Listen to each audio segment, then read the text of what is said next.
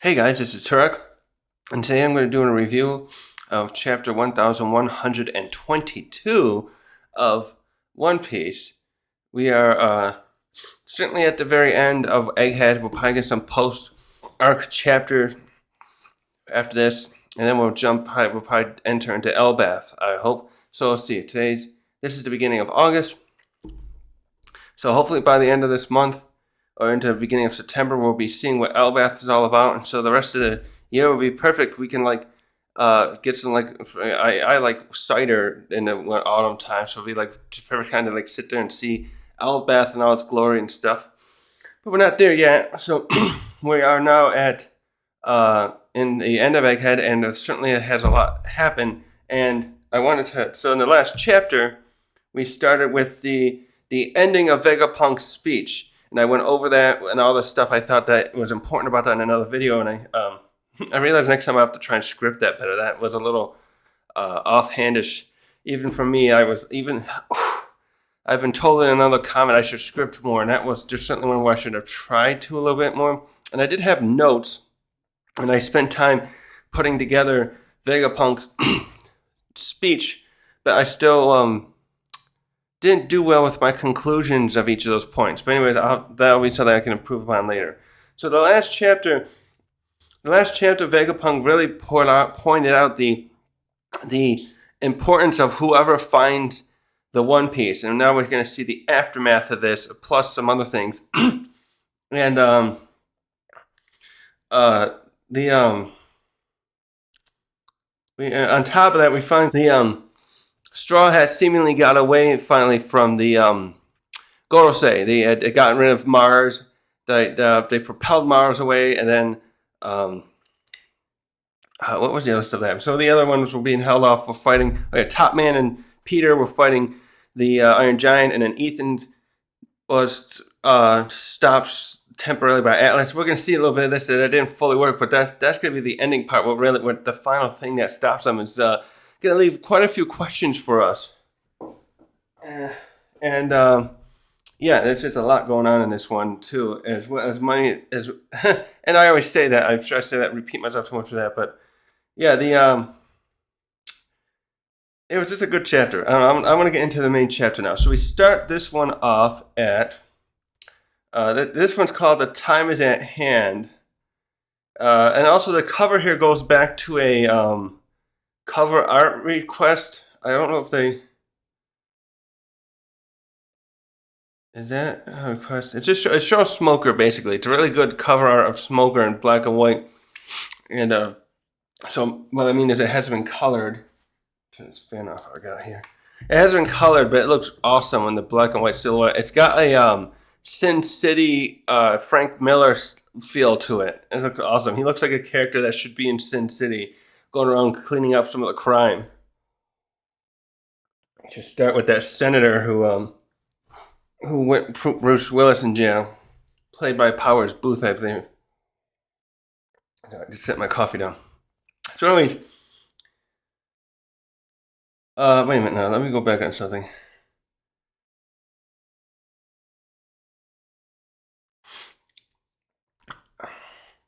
So yeah, this beginning of this is people. What island is this again? Is this not Dressrosa? Maybe Water 7.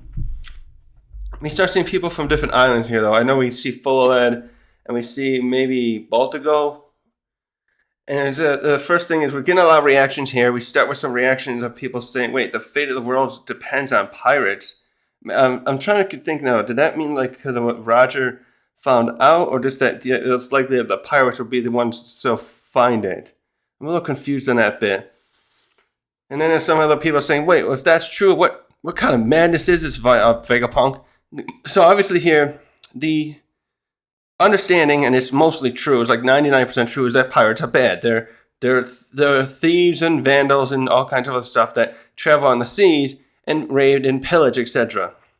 So we know that Whitebeard and not Blackbeard, Roger and Luffy and Shank, we know that for sure they're Strides, but the other three probably never fell into this category. I'm still unsure. I'm trying to think with Shanks or Whitebeard, did they just because they garnered so much strength, did they just have like other island nations or their allies like helping them with food and resources to exist as a crew? That seems like the likely thing. I'm supposing that they did, so they to keep themselves alive without having to resort to what other true pirates do in their in their time to exist. So we switch here. Actually, I'm gonna finish that. Yeah. So the propaganda and the truth and the propaganda around people, like the idea of pirates, is going to scare people here into thinking that Vegapunk has lost his mind, literally, because he's saying that that's kind of like those are like Goldie Roger found something and he should have told the truth as well. So I'm sure that I have a feeling that some members of the public actually will want to suggest to the Marines, hey, you should be trying to find the One Piece first. This message here is way too dangerous. Maybe some of the other maybe there'll be like an emergency meeting of some of the reverie kings and queens saying, wait a minute, hey, we gotta find that. We don't want any more trouble either. We'll help you however we can, but make sure that the pirates never find the One Piece. This is too dangerous to be in the hands of one of the people, and that's what kind of this we see a little bit more of that here. So we see the pirates there too here saying, oh, the world's greatest genius now said it's real. We have to go find it. Wait a minute. Why am I so far close to this? I think I should pull that out a little bit. Hold on. Sorry, I was just adjusting my camera. I thought the zoom was a little too much. Anyways, yes, there's a lot of the pirates here are some. We get the impel down and we see that many of these people in one of these levels. That looks like the one. Is that the dry area? That 3 or 4? No. I forget the levels beyond 2. I know one of them. There's the one where there's all kinds of glass or spike things. I think that was level 2. I know there's a cold region. Anyways, see a bunch of these areas with mass prisoners locked up and in impel down, guards around. And all the pirates are like, yeah, this is great. The pirates are going to run the show then. Basically, they're thinking like, oh, there'll be a revolution. These are the kind of people that, by the way, that like Blackbeard should be trying to get out. He went in there to get like high priority pirates to join his crew, but these all these masses here would be very useful to him because these are the type of people that are upset with being, obviously in prison. But we know why they're in prison. By the way, I just noticed one of them looks like he just basically drew a Moria. He's got the long neck and the face and the look.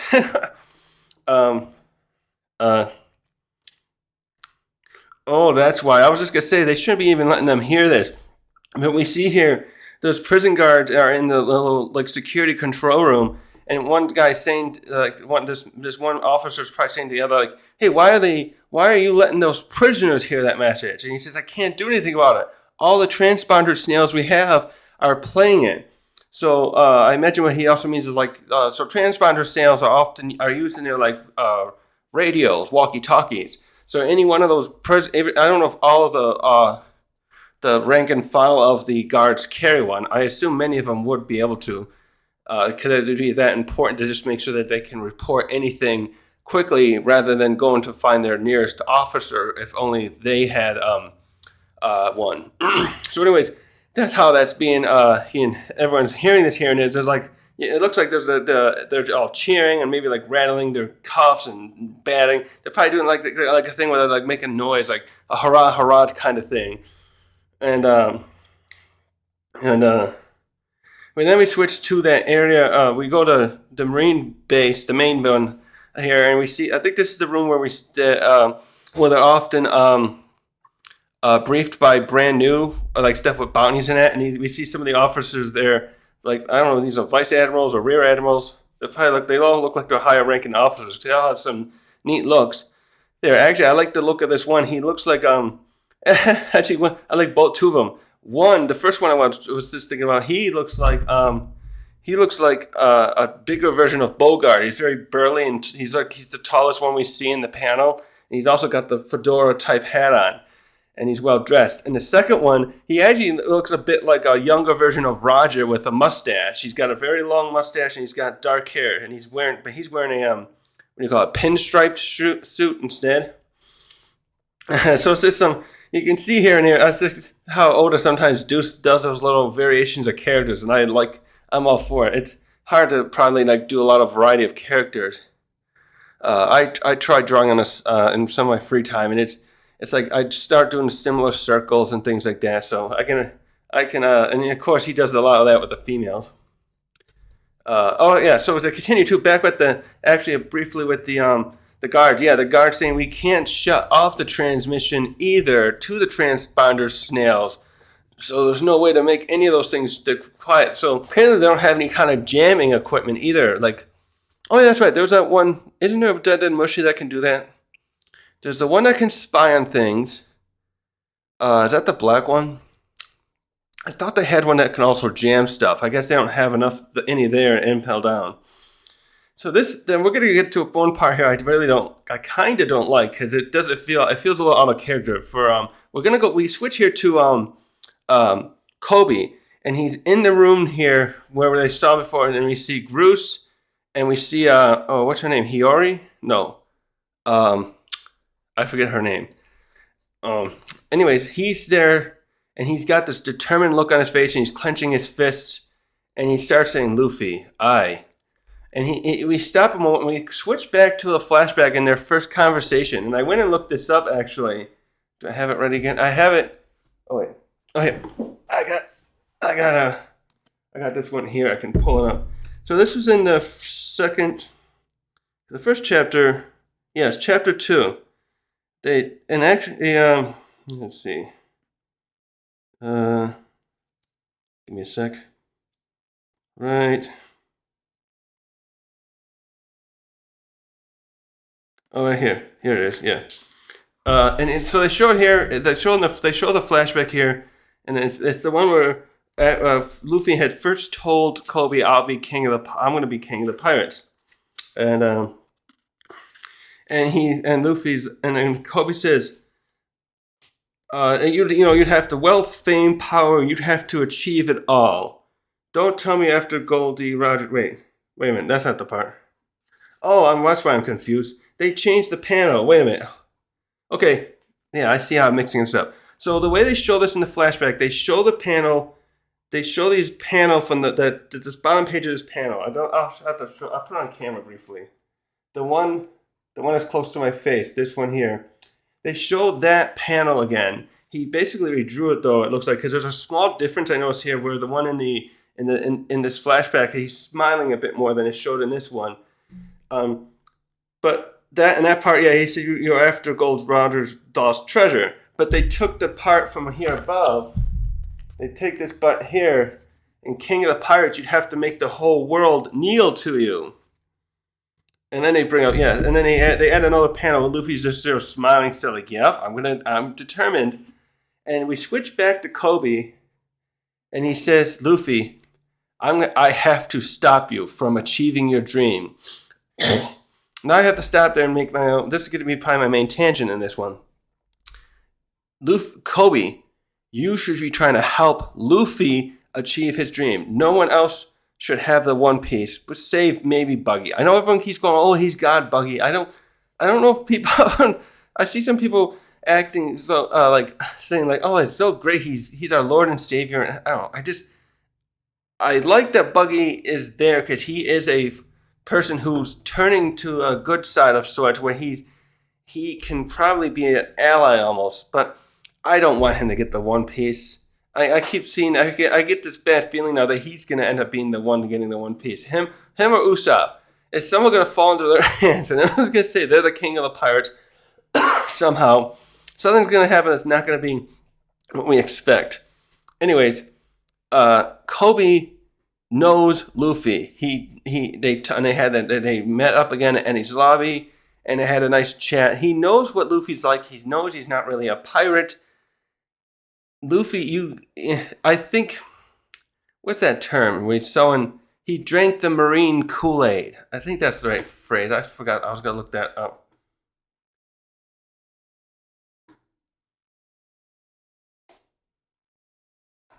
Yeah, it's not quite that bad saying using that drinking the Kool-Aid, but it does feel like Koby thinks that it's a bad idea. It's clearly showing that thinks it's a bad idea that Luffy doesn't get the One Piece. When I would think he, most of all, outside of these Straw Hats and other allies of Luffy who understand him more than anyone else, other than I would say like Zoro and the other Straw Hats, should know how important it is that Luffy is the best person to find the One Piece and be declared king of the pirates. No one else even comes close. Maybe Law, maybe. Definitely not Kid. Definitely not Blackbeard. I don't know what Shanks is up to. That's up in the air until we know more about him.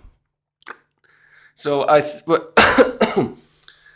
think what's just going on here is Oda knew he'd someday have to have the two of them really fight each other. They kind of have a little dust off in Enies Lobby to test their abilities against Zoro, him and Koby, and against Zoro and Luffy. But Oda's, I think, just setting up where they're going to have to really fight for their ideals against one another once and for all.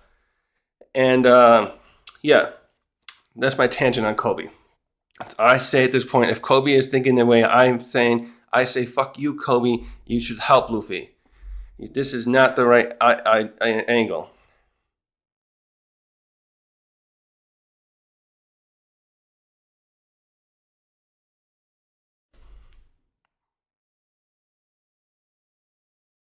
Okay, so now we switch to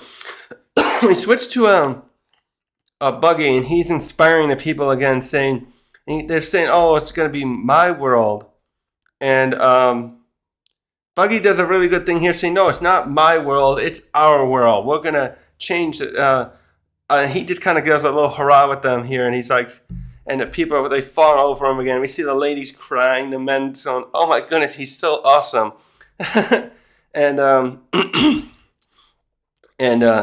then after this, you see him. He's on his big stage where he does his stuff. He has the big blanket, and his hands are out because they're up holding those up a big cloth thing to make him look very dramatic. And behind him is that room where he hangs out, and Mihawk and Crocodile are there. And after he's done this little speech, Crocodile says, "Come in here and sit." So I think at this point, hopefully he doesn't get too much more of a beating. I think they're been a little bit harsh on him, and I think they'll probably just start speaking out strategy of what to do. Also, by the way, I had to go back a minute too. I saw these other pirates saying, "Hey, Vegapunk said the One Piece is real." Does that mean like what I was talking about in the last chapter? Are they just going to randomly go out again and start looking for other islands and trying to dig holes, hoping to find a random spot that Roger put the treasure? I don't see what these people's plans would be. These idiots, these random pirates out there. So anyways, we switched here. The next scene is we see Davon and what's this guy with the I can't think of his name right now. The two of them are on a ship and they're communicating with Blackbeard, and they're telling him about how they met Caribou, and he has this information for them. And Davon's like, "Do you really think we could? You really think he might have anything we can hold on a second. Use out of him, or should I just kill him right now to just get rid of him? Just throw him away. He's just what do you call it? Useless, and I was looking for dead weight. That's the term I was trying to think of."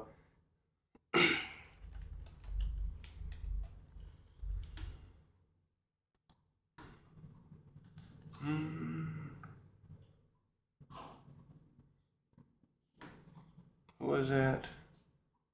Oh yeah, Van Auger. Okay. Anyways, and Blackbeard says, "Just bring him to me."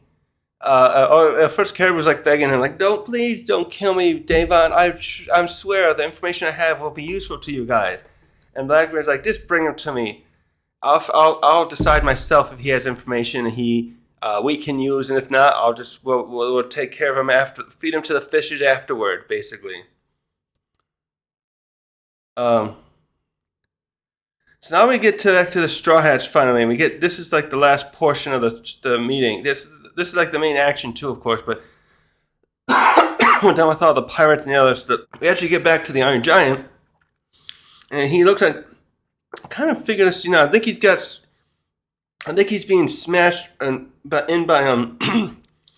Top Man there. He seemed like kind of exploding and his body's tilted. Wait a minute. Let me check that a second. Yeah, the last time we saw him. Yeah, the last time we saw him was at the end of 120. So now there's ships. We see the giant ship. What was it? The Great Eric getting away, and they're watching the fight not go well for him. Looks like I guess he's just being battered around by Top Man here to try to finish him off to make sure the message stops. And then we see Dorian Bragi watching, and they're like they're exclaiming like, "Oh my gosh, no, he's getting destroyed!" And we see inside as he's we see inside the Iron Giant and him getting tossed as he's getting tossed around the Denden Mushroom that's been doing the whole broadcasting is getting tossed and turned. And I'm thinking it shows here that it's kind of like finally getting knocked out or something that it'll stop his message. Well, that's happening as the Straw Hats on the Sunny are flying over successfully. Ethan comes back and he's ready to he's coming back with and he's got Kitetsu, the Shodai Kitetsu, ready to swing at them again. And he's getting close there, and one of them yells at him like, "Oh, it's the guy's coming back! Get ready, Zoro! You gotta do something, please!" And we do see Zoro getting winding up with holding. Wait, I can't see the guard, so I'm guessing he has Enma. He usually draws that first now, getting ready to draw one of his swords to stop him. And you see the reactions of Nami, Usopp, and Chopper, like, "Oh God, we're so close yet so far, and he's about to get us." And as that happens, wait, let me get this part now. It's a double page spread here again. Get out of here. The hell is this? 1 second. Let's get this part ready here. Got a bigger screen here to view the double page.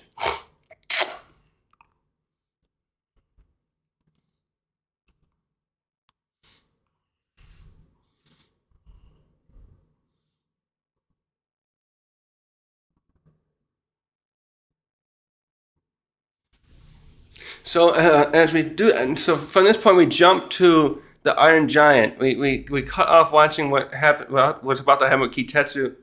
Zoro and Ethan, and we go to the Iron Giant, and he's thinking. Wait, what happened here? He says, "JOYBOY, I'm sorry." And Luffy's flying close nearby him. Is he coming back from the ship? He looks like he's a little closer. No, okay, that perspective was off. It looked like the Great Eric was further away, but Luffy's still floating just above it. And he says, let's see. And Luffy's like saying, "Iron Giant, are you okay?" And then the Iron Giant starts speaking to Luffy again and points out, "I wanted to apologize to you. I mistaken you for someone else. I knew in my heart of heart that he really wasn't still alive." So he's referencing JOYBOY. He's saying he kind of mistaken Luffy for JOYBOY, and Luffy's like, "Wait a minute, you were talking to me before, so you were mistaking me for someone else?" He's trying to clear it up, like what were you talking about? And the Iron Giant continues, "You just look so much like him. It just brought me back to feelings from that one day, and I hope someday JOYBOY will forgive me." And then he says, "I hope he'll forgive me because I failed to make him king." So there's an interesting thing, I think we should come back to that in a little bit, but okay. So JOYBOY's, the way Vegapunk's made it sounded like JOYBOY was the one who was like the general of all the forces, armed forces for the Ancient Kingdom in their fight to defend themselves, or whatever it was between them and the alliance of the 20 kingdoms that became the world government. But this talks about him maybe he was an heir apparent to the throne of the Ancient Kingdom. Maybe, there it is. What if there was he had a challenger, a family member who challenged him to be coronated the king, and that person was slighted somehow or felt slighted and brought together those other nations to bring down his homeland and win. I'm I'm having that court drama. What do you call it? The court meaning like when they talk about at court where the king and their advisors and all that stuff.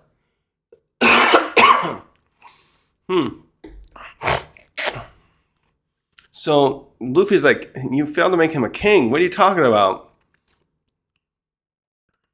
And the giant's like, okay. The Iron Giant goes, what is your name?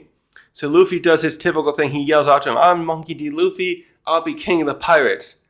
And so as this is happening, the Top Man and Peter are coming out there. And it looks like they're all still thinking they can... I don't know if Peter's going to try and reach out. But man, he's ginormous. I'm certain he's way bigger than Kaido now. He looks like... I don't know about length, but his mass looks like it's 2 to 3 times bigger.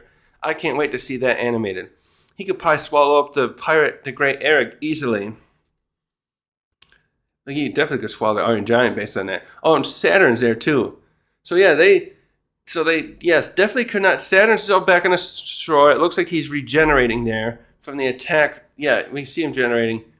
We see a close up there, and they're all up together there. So they're still trying to mask themselves to somehow stop them from escaping. I don't know, like Top Man is planning on jumping in the water again, but Ethan's certainly getting close to the Sunny, and you can see even Ethan. It's amazing how big he is. We saw he's about the same height as a giant. He dwarfs the Sunny in size, and so let me get this other up here. So this is him saying, okay, so when Iron Giant hears the letter D. What does he pull there? He activates something. He hears the D, and this reinvigorates him. He does something, and he starts summoning something. This is the most interesting part to it that I know everyone's going to be making videos about. It looks like he starts summoning Conqueror's Haki. You see lightning everywhere. Once he pulls a rope or something and like unknots, and he starts chuckling to himself. And he says, Luffy, thank you. I'm glad that you were here and I was able to hear that nostalgic rhythm one more time. Yes, there is like Conqueror's Haki. We start seeing the people mention it. So with all the Navy ships that are close by, they're looking at this from the shore, and you see some of them all start passing out with the similar like symptoms of them being affected by Conqueror's Haki. And he continues saying, don't die. I won't let you die. And the Iron Giant is, and he pulls this attack. He continues rocketing off all this incredible Conqueror's Haki, and you see Doll saying, is that Haki? I've never seen it so strong before. And then you got the other guy, the Otter Vice Admiral saying, who's doing it? Who's causing it? Because I guess this is interesting because Conqueror's Haki is usually something exuded by humans, or maybe, I don't know if fishmen could do it. I'm sure, maybe they could. I don't think we saw any fishmen that could do that. I'm sure Jime doesn't. And so he continues. Wait, what happens here? So this is also, like I keep saying, the most interesting part. But what happens here is amazing. The other guys, he gets really close to the 4 Gorosei, or maybe they get closer to him. We start seeing them all transform back into their human forms, and then we get caught away to Marijwa, where we see a summoning circle open. And is someone else sitting there? Oh, Mars is back there. Oh, okay, so Mars got back there somehow. And he's just sitting there. And we see the summoning circle opens. And the 3, I don't think Saturn goes back. We see Top Man, Peter, and Ethan have all been forced back to Marijwa somehow. This is fucking... They're just there and they're all like... You can tell they look all like upset that they failed. Especially Ethan, his head's way down. Peter too, and then Top Man just looks, they're just like, and this is where it gets even more. We switch to Emu, and he's like screaming. I think he feels the Conqueror's Haki from even there, and he's like screaming, like, and he's like shaking, and we see some servant going up, like, Emu, are you okay? What happened? And he just says, he's just breathing heavy, and he goes, JOYBOY. Oh, I don't know if he's doing it that way. He's just like. It's like feeling himself in front of JOYBOY again. So my understanding is, and we're going to go into, is that I'm thinking this Conqueror's Haki is not the Iron Giant. It's something stored in him by JOYBOY. And they kind of imply this, actually. I shouldn't say it's conjecture. They basically show that. So now we go back to the Sunny, and we see it land finally safely in the water. And Luffy goes over to him and like, hey guys, I'm glad you're okay. And then someone else is on there. Wait, Luffy, there you are. Wait, what happened to all those monsters? And he says, I don't know, they just disappeared.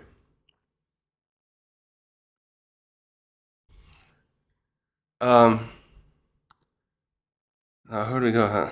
Oh, here we go. So the Dory and Bragi start commenting on this. They're like, wait, what in the world? A robot that has Haki? But how did it make them vanish like that? So I saw someone actually, I was reading the spoilers on this. Someone was conjecturing that maybe they were not really there, that their body, they were like avatar versions of themselves that came through the summoning circles. It's an interesting one. I kind of think that the summoning circle could be something else where they can teleport. Maybe there's stuff like that with the right. It still opens up a whole can of worms though with the use of like magic or something. Oh well, we'll have to figure that out later. So we switch the so we see Usopp and Chopper and they're hugging Jinbei and they're like, oh thank goodness we made it. We made it. We're okay. And then is that maybe Sanji? It's probably Sanji. He's on the Great Eric. And he's yelling to Nami, "Oh, are you okay?" Yeah, Mami-san. Yeah, it's Sanji, and she's like, "Yeah, I'm fine." But Atlas and Edison. Now we switch to this interesting shot. We see, Saturn didn't get summoned back. He stands there. He walks up to the shore, and he just like taps his. We see him tap his cane down once, and he just stares at the Iron Giant, but says nothing. And it's like looking back at him, and it's still like just smoking up, and they just stare at each other. And this is where we get a little flashback now.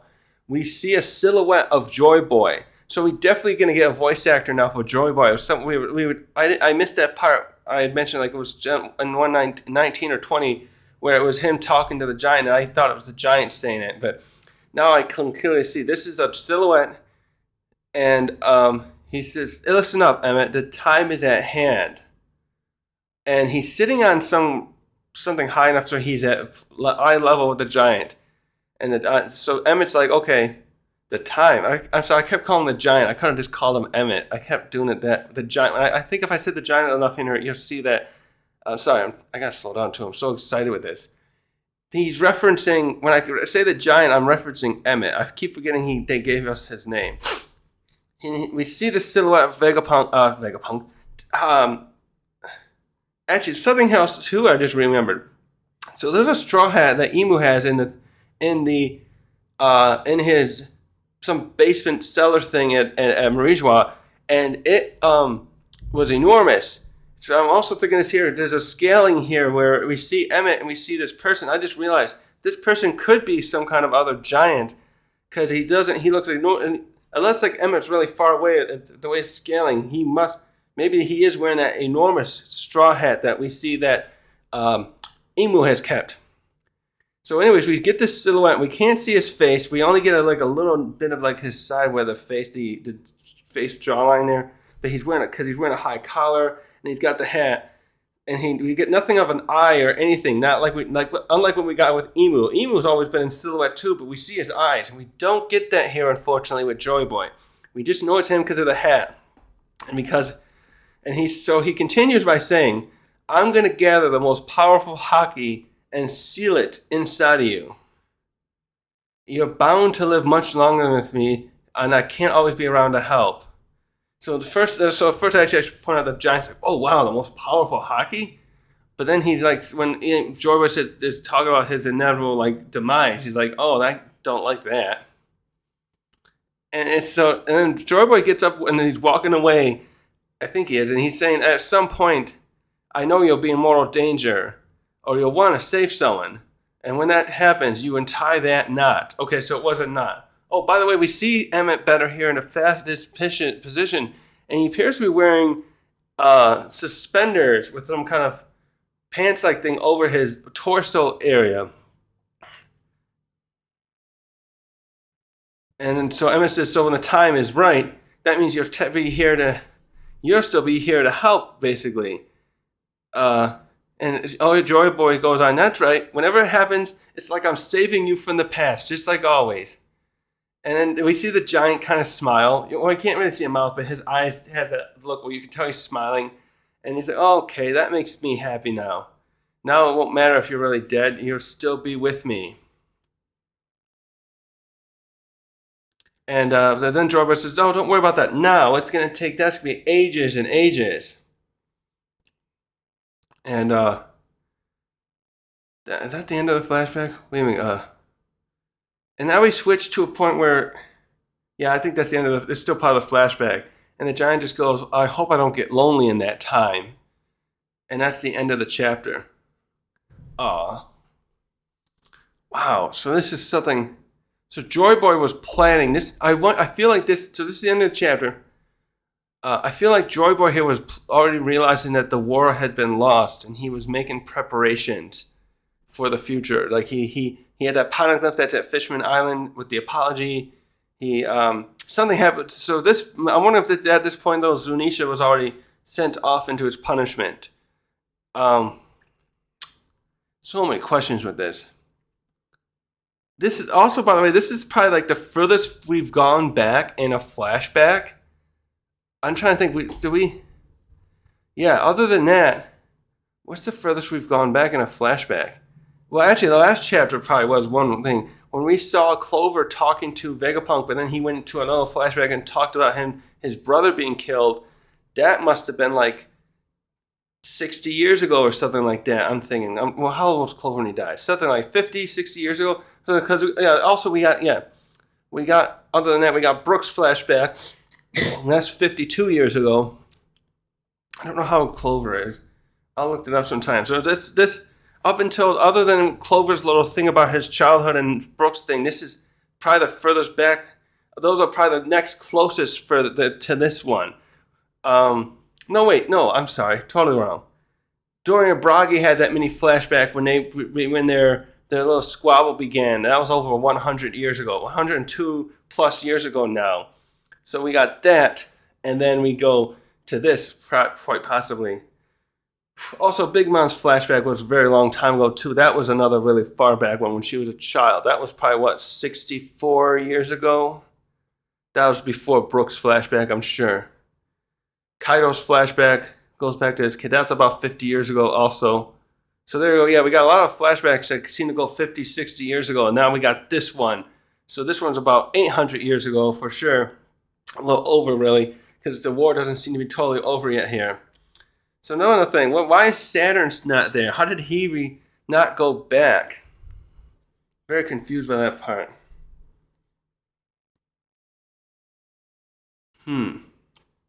What else? So, there's the thing, too, with this.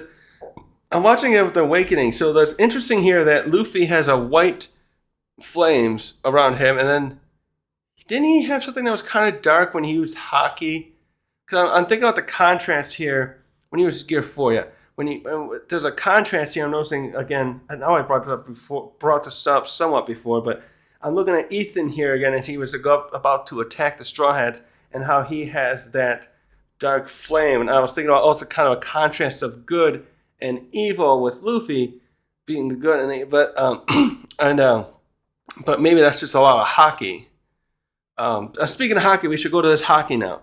I had a feeling when Luffy kept saying his power was at its peak with Gear 5, I didn't like that, and I mostly because I know it's probably not going to be true, and this I think shows it. This Haki here, whatever JOYBOY gave Emmet, I don't know if it's his own Haki. I'm thinking there's going to be another level of Haki happening here, and I think I had a theory video about this once years ago. I'm going to have to go look back at that one where I was talking about how with the advanced armament Haki and how that worked with its ability to have the energy travel through and harm someone who's got impenetrable skin, so to speak.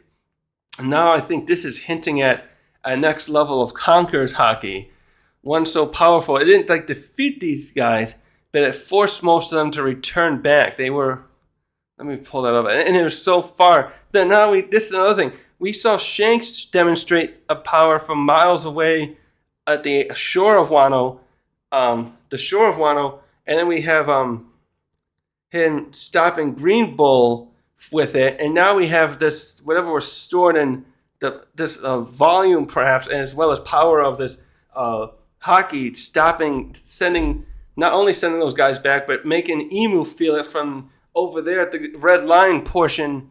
So these guys are probably close to the end of the Grand Line. They're coming back. They're going toward the reverse mountain. He made this Haki exude so much. I'll get to a second. He used that Haki so powerful that from hundreds or thousands of miles away, freaking Emu could sense it. And he says it's JOYBOY, so it has to be JOYBOY's Haki, actually. I correct myself. The way he reacts, it has to be. Also, the other thing I was just going to say is, I didn't catch in this shot here, after Luffy tells Emmet his name, and he says, I won't let you die, you see the sky crack again, the way we've seen it before when Conquerors is used. It forces clouds to spread apart and stuff. We see a clear like crevice there, directly above the Labo phase area. So yes, what do you think this next level? I have a feeling this next level of Haki is going to be important to Luffy's ability to grow somewhat stronger here too, because we have to remember that Blackbeard's still a big threat here too. And even with Luffy's abilities, I've said before and I'll say again, I don't think Luffy's quite ready to take on Blackbeard. There's too much of a unknown about him that we would know for me to say confidently that I think Luffy could beat him now.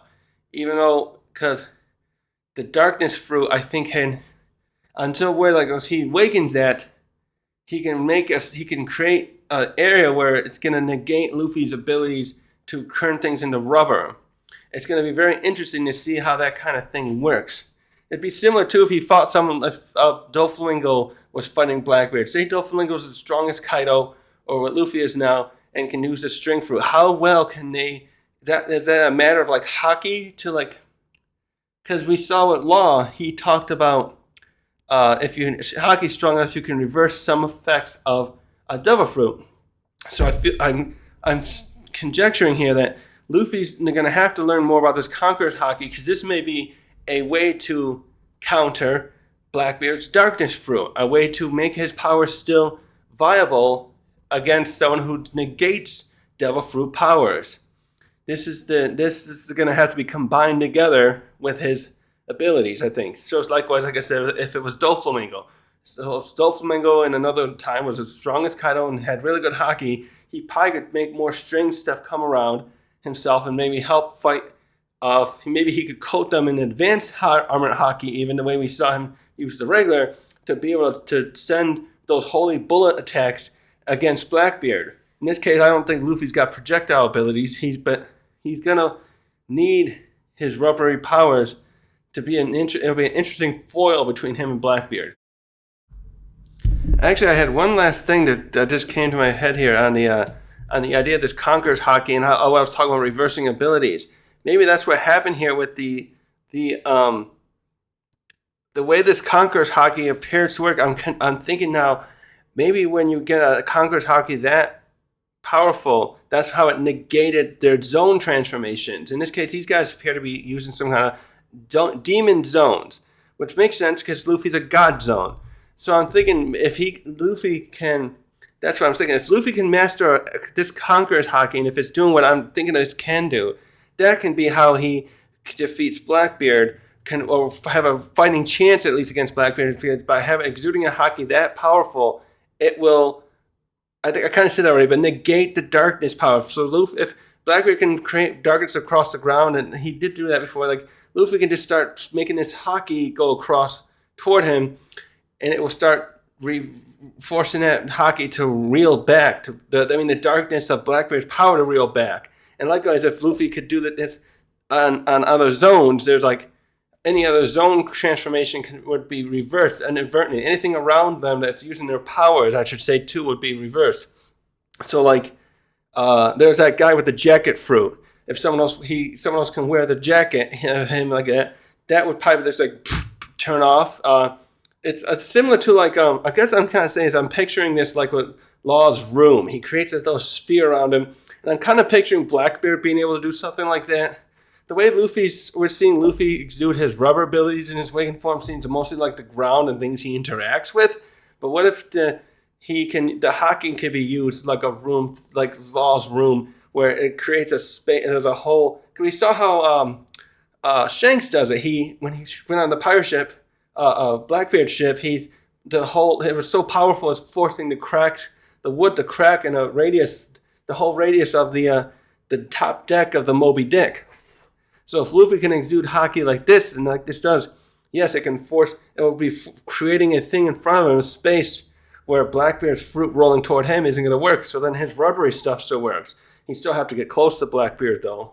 But it just seems like there's something there this would be the perfect foil to Blackbeard's fruit. I am so excited for that fight more than anything. How will the powers of Toon Force versus the powers of darkness work? Again, they're doing the sun versus the darkness, light and darkness thing again, just kind of like they did with Ace. I just realized too, would that mean they'll probably have Sabo? I bet at some point before Luffy gets to fight Blackbeard, Sabo's going to try and exact some revenge against Blackbeard because hopefully that's another thing. I hope with his training that he can awaken the Devil Fruit by the end. That would be amazing to see how he could do that. Actually, would that mean too? Would Sabo want to fight Akainu?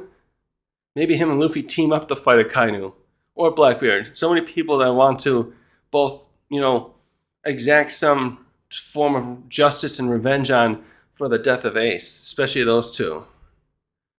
What else was I going to say? Yeah, the Koby thing, I went over that enough. I hope Koby sees the light soon and he has to help. He has to help Luffy. There's Blackbeard and the others, like I said, should not have access to the Devil Fruit. The Devil Fruit, to the One Piece. And we didn't see anything else for Vegapunk's message, so I'm sure that's over with now. Now it's just like, what's going to happen with Saturn and the Iron Giant? I bet the next chapter we'll get like a conversation with the two of them. Like, so you're one of that. Like, maybe that conversation will clear up this stuff we've been wondering about how old the Gorosei actually are. Because I see Tekking 101, for example, saying he thinks that they've been around as long as Emu. And I'm not quite sure that yet. I want to wait for more information before I would commit to that idea. I feel like he's somehow endowing them with these abilities, whether or not they're Devil Fruits or what. But I don't know about the idea of them being around. Like, I've never seen anyone else say anything that makes it seem like they've been around longer. Akainu goes and talks to them. Does he think they've not been around? Have he seen them before? And do they always look the same? I know we saw that the God Valley flashback that Saturn looked the same 38 years ago, but I think that could be drawn. That happens sometimes, but actually I'd have to look at how they drew Clover then. Well, no, they showed Vegapunk looking younger, so maybe there is something to them being living longer lives. I just wonder how they would fool people. Maybe they have other members of people who are ready to swap around with them, rotate enough so that it doesn't look like they're immortal and aging. We still didn't see anything else about Emu here. I'm hoping Tekking said something I'm hoping will be right. He was saying that by the end of this arc, we likely will finally get rid of the silhouette of Emu and see what he really looks like. I really hope he's right on that one. I want that too, to see him sooner rather than later. What is up with him? What's up with that portrait he has of Lily? Was him and Lily like lovers? There's so many questions there. Oh, that's the last thing I'm going to go over. The king thing. The king thing is really interesting. I wonder... Wait, let me go find it again. I wonder if JOYBOY was royalty. And that's why something there going on. I had my theory about the drama, like a family drama of perhaps JOYBOY and someone else vying for a throne, and the giant talks here about wanting to help JOYBOY achieve that dream. Maybe that was JOYBOY's dream, to gain a throne for peace or something like that, and it ended up not working in his favor, even with his help. Who's gonna be the king of the pirates? I wonder if he knows. No, he probably just thinks, "Oh, I want to help someone else be a king." He probably can sense. I feel like Emmet can see the sincerity in a good way of Luffy's uh, goal, not being like sinister like Blackbeard's. So he wants to help him. Plus, I think he would realize that would be that way because, like the Gorosei even said, the zone fruits seem to have a will of their own. So I think there's something to be said that certain zone fruits seem to find a way to a perfect user. The way like Lucci, this bloodthirsty assassin, has a predatory animal zone fruit. So with Emmet here knowing exactly how JOYBOY was, he would know that Luffy having this power means he's a sincere, kind-hearted person, and so he wanted to help him. He wants to help him by sacrificing himself, so Luffy's dream of being king of the pirates can come true. So that's about it for today. There's just so much happened here. So yeah, thanks for watching.